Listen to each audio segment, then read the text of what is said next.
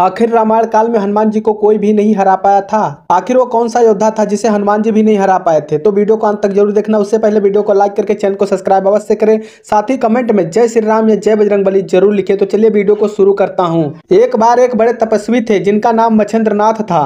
एक बार वो रामेश्वर आए। यहाँ राम जी द्वारा बनाए गए राम सेतु को देखकर वो भाव विभोर हो उठे।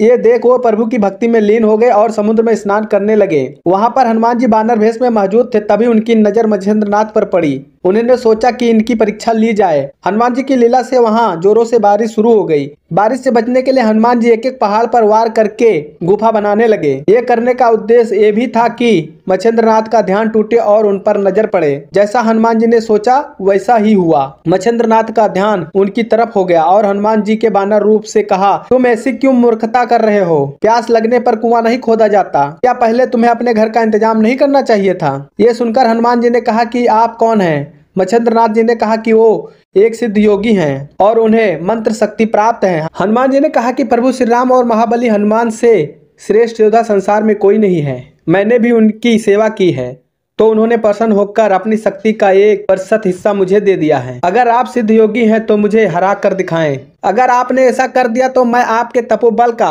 सार्थक मानूंगा।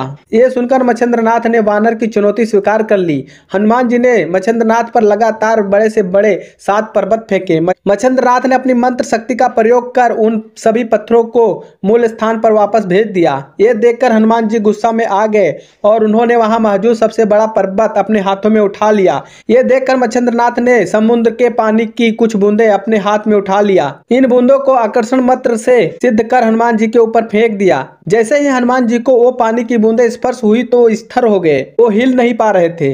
उनकी शक्ति भी कुछ पलों के लिए छिन्न हो गई। तो ऐसे में पर्वत का भार सहन नहीं हो पाया। हनुमान जी की कष्ट देखकर उनके पिता वायुदेव प्रकट हो गए। वायुदेव ने मच्छिंद्रनाथ जी से हनुमान जी को क्षमा करने की प्रार्थना की। उनकी प्रार्थना सुन हनुमान जी को मच्छिंद्रनाथ ने मुक्त कर दिया। फिर हनुमान जी अपने वास्तविक रूप में आ गए। उन्होंने मच्छिंद्रनाथ से कहा कि हे मच्छिंद्रनाथ, ये तो मैं जानता हूँ कि आप स्वयं नारायण के अवतार हैं। फिर भी मैं आपकी शक्ति की परीक्षा लेने का प्रयास किया। मेरी भूल को माफ कर दीजिए। ये सुनकर मच्छिंद्रनाथ जी ने हनुमान जी को माफ कर दिया। हमारी ये खास जानकारी आपको कैसी लगी हमें कमेंट करके जरूर बताइए और कमेंट में जय श्री राम या जय बजरंगबली जरूर लिखिए। वीडियो देखने के लिए धन्यवाद।